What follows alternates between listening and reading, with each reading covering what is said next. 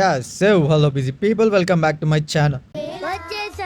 ఇక మన డైట్ ఇంకా హెల్త్ కేర్ గురించి అయితే ఈరోజు న్యూట్రివింట్కి అయితే వచ్చేసినాము. ఎందుకు? ఇక మనం పిచ్చి పిచ్చిగా స్పోర్ట్స్ ఆడతాము. ఇక మనం హెల్త్ కేర్ తీసుకోవాలి కదా, జర డైట్ మెయింటైన్ చేస్తే హెల్త్ కూడా బాగుంటుంది అని చెప్పేసి వచ్చేసిన.